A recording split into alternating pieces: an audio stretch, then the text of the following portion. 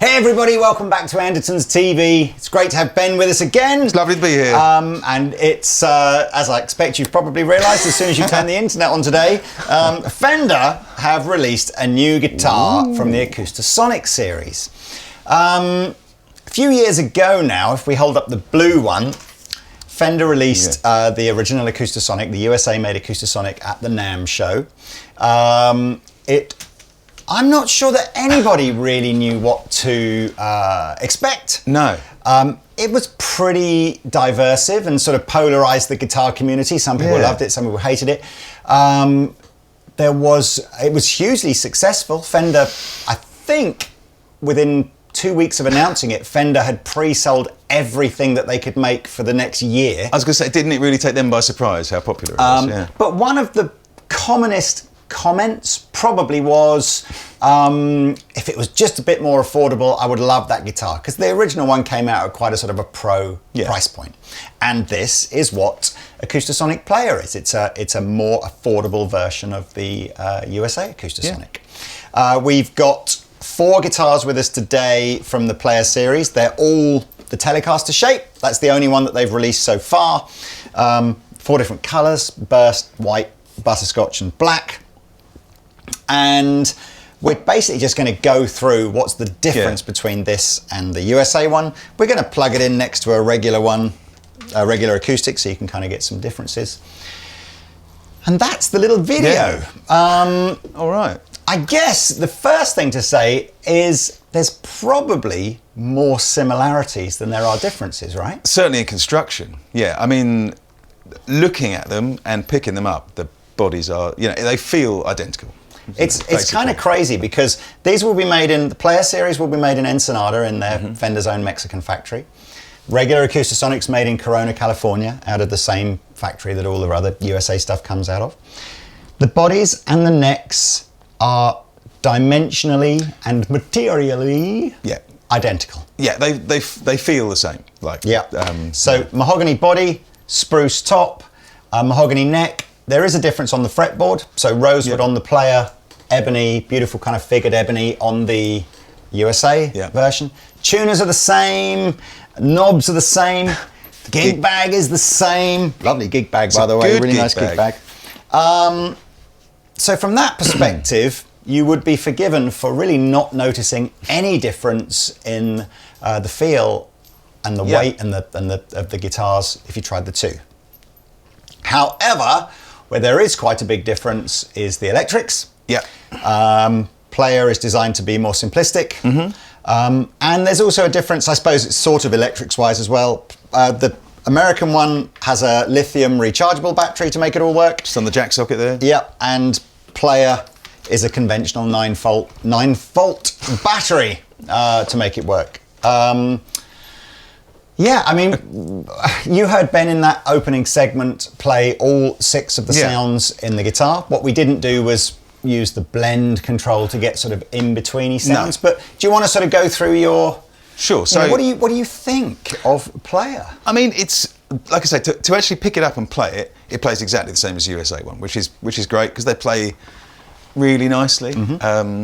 The other main difference is that the USA one has got an extra element to the pickup system. It's got a body sensor, whereas these just have an undersaddle and this single coil, noiseless single coil. So you do lose an element of that kind of woodiness that you get from the USA one.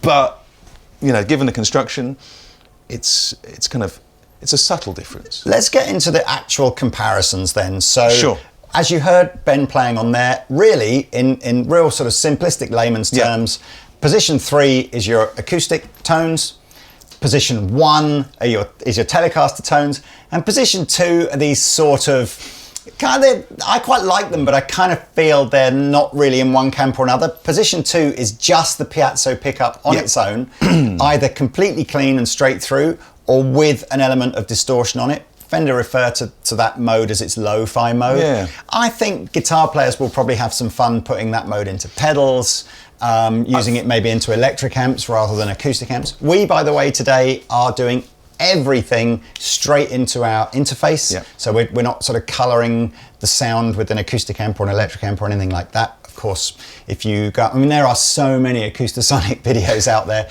Perhaps there'll be some links below, or maybe up here now. Pete and I have done, and Ben and Pete and I have all done lots of Acoustasonic videos. So I think if you want to deep dive into what the American stuff does, we won't do that in this video, but loads of other ones. But let's just do a position 3 acoustic tone versus a sort of a similar acoustic tone, and see whether that lack of a body sensor makes a big difference or not. Sure. So I think, okay, so this is the Spruce and Rosewood Dreadnought emulation.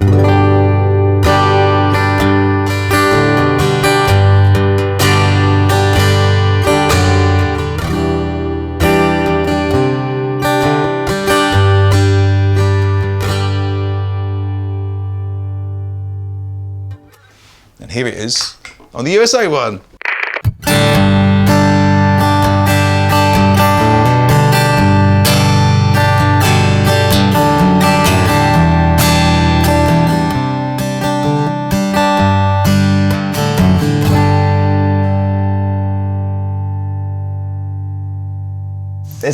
There's a lower boominess to the American one that perhaps isn't so evident on the Player. And something in the top end as well, I would say. It's a bit hard to define, isn't it? But something sparkly there that sounds... I mean, nice. Obviously, the idea of the body sensor enables the player to perhaps do some of that percussive stuff, which obviously will be harder to get across on the Player version. And plus, I suppose the body sensor is that very organic, just, here's what it is sort of sound. So although the small body models are not identical, we'll do a comparison. So this is a small bodied mahogany back and sides with a spruce top. And here we go.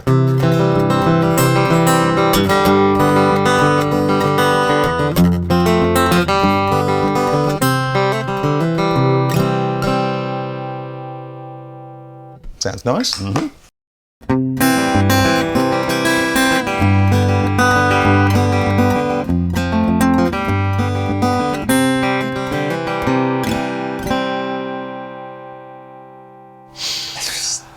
It's different, but It's different. whether you go better, worse is subjective, right? I would say so. I mean, I know these are really popular with guitarists who are a bit more experimental, I guess, as well as people who just want to cover a lot of sonic ground on one instrument. So, well, I think the angle with the Deer one is it's aiming, I think, at someone that really does want that breadth of different acoustic tones. Yeah. I think we said on the American one, of the 10 tones that are on there, 7 or 8 of them are all about different acoustic kind of sounds.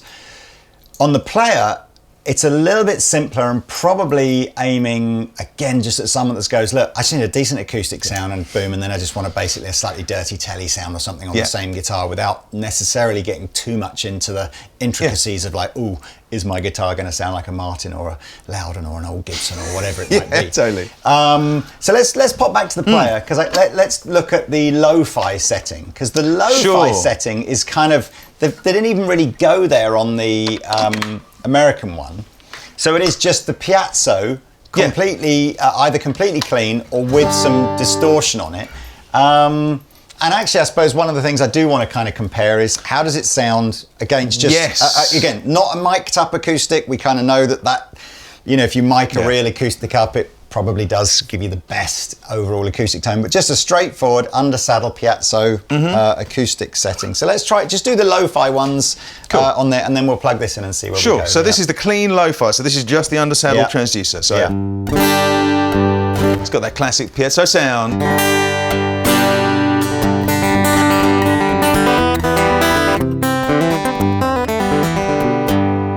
It's an odd one, isn't it? Because it kind of just reminds me of any relatively cheap acoustic guitar, under saddle pickup, plugged into a PA, that, you know, there's a whole micro industry of pedals and amps and stuff to try to make that sound more realistic. But nobody really likes that sound, do they? But then half of me sits there thinking, maybe I'm being unfair there. Maybe that is a sound you know that you could put into a pedal board. You were talking about putting some sort of acoustic pedal board together. I think I'm going to have to put an acoustic pedal board together at some point fairly soon. But yeah, I mean, if you're really used to playing an acoustic guitar with a piezo pickup under the saddle, and that's the sound that you're used to. I mean, it cuts through a mix on stage.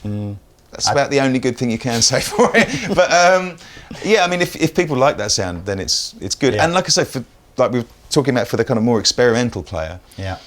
I mean, I want an acoustic guitar to sound like an acoustic guitar, but there are people who don't. And it's I still think with this, it's, you know, for me, Acoustasonic, one of the reasons I think it has been so well received is it's not going, I'm going to replace your Telecaster, and it's not going, I'm going to replace your acoustic guitar. It's literally going, for certain scenarios, this is perfect. This is just like, you know, it's a live thing, it's a songwriting thing, it's a sofa noodling thing. It looks super cool. It's very comfortable to play. So I do kind of feel it's really not about saying to you, go and sell your D28 because you don't need it anymore. It's just about going, look, it's just cool and fun. Put that distorted lo-fi sound in it, because that's almost where I feel, you know, that's where experimental guitar players again will just enjoy that sort of slightly sludgy, dirty sound that kind of comes out. So I mean, if you'd like to use an overdrive on acoustics and stuff, then this.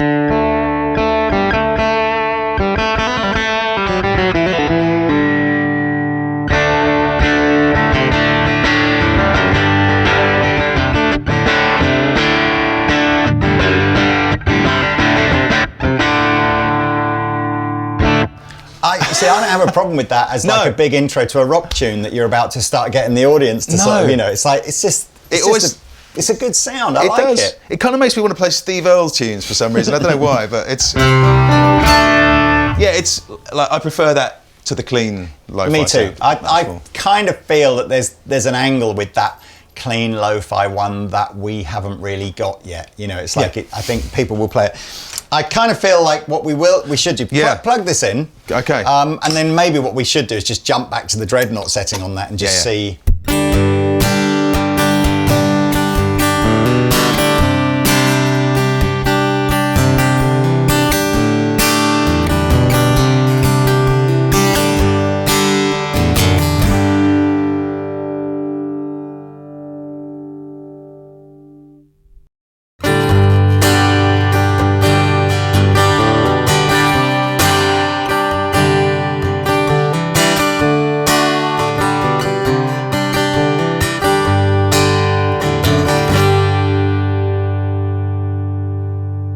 Pretty close.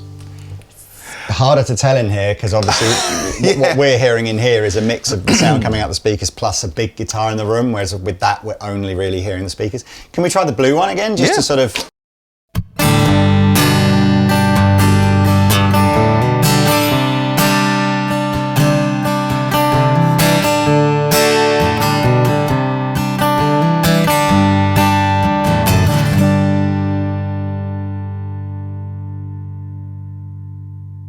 That's tricky. It is closer though, right? The USA one, I think, is again. I think what I was hearing, and again, I'm just listening as opposed to playing. I'm sort of hearing a bit, sort of like the biggest sound from this one, marginally. Do you know what?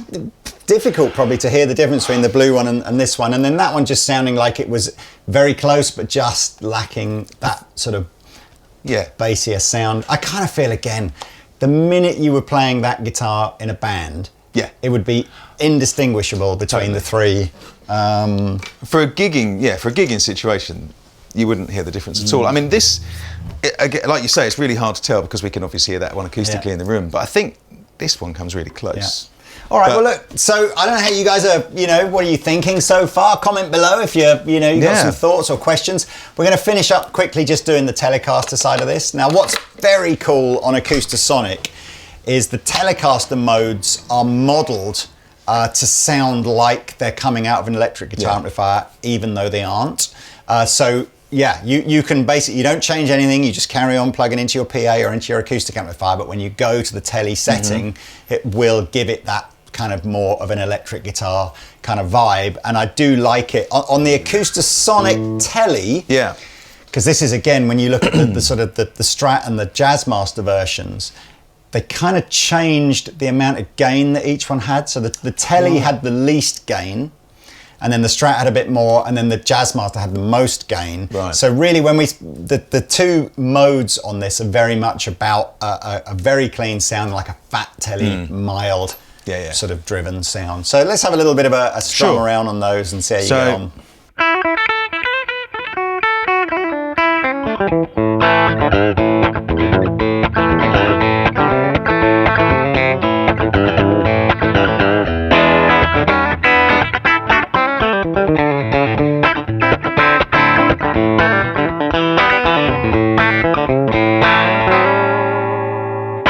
I imagine the biggest difference between that tone and playing a real Tele is just the fact that you can't play it quite the same because you've got bronze strings with a wound third. Totally. So you're not necessarily going for those big G string kind of bends just because they're quite difficult on there. My default playing Telecaster stuff is to try and do pedal steel licks, which is tricky. Doable, sort of, but yeah, it's the acoustic strings make the biggest difference. I should say as well, one of the oldest Acoustasonic videos that we did was what does it sound like if you put electric guitar strings on them, and it completely does give it a different kind of characteristic, but it's designed to work with either. So if you want to have electric guitar strings on it rather than acoustic strings, you completely can. It just changes the acoustic characteristic of the guitar a little bit. Let's try it in its fat mode and end up with just because I like this sound. I think this is quite realistic. Yeah, me too.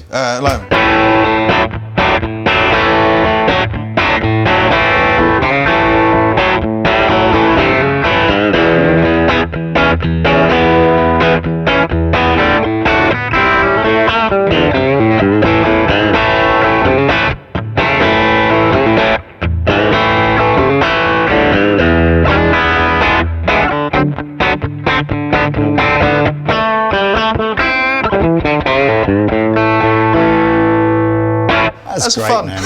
So these are about £1,000. So that's in, you know, relatively speaking, you're talking £500, £600, maybe less than the USA one. Yeah. So it's a fair chunk, but it's not. I appreciate that these aren't going to be £500, and you know, a few of you, if I remember back to those old comments, were kind of thinking, you know, if that was the level it was at, it might be more appealing to you. But then again, I'm a little surprised, to be honest with you, that in terms of their construction, the Mexican and the USA models are basically identical. Yeah, you know? I mean, it's like, I'm sort of. I wouldn't. If I didn't look for the battery compartment, there's no way I'd know the difference. Really, I don't think. You know, apart from the electronics. And I don't think there's any sense that rosewood is like an inferior wood to ebony. I mean, it's visually a little different, but there's not quite as many colours on the Player series as there is on the USA. But there's no sense that like the colours are worse or cheaper. You know, they're just a different range of colours. Yeah, all the lacquer's the same, and all the, you know, it's all the same, isn't it, basically, apart from the electronics. Yeah. And even though it's only got the two kind of acoustic modelled sounds on here, with the blend knob, you have got, like, it does give you some variety in between. I mean, they mentioned that it's kind of, you can get a kind of auditorium size sound. Yeah. It's useful. I mean, we could be here all day doing that, but yeah, I mean, I'm sure most of you understood what Ben was saying, but of course, you know, it's not a sense that there's a switch that goes between sound A and sound B. There's a blend control with obviously almost an infinite range of different. Well, why not? I'll show you. Yeah. Let's end up on that. Hold on, if I just do a.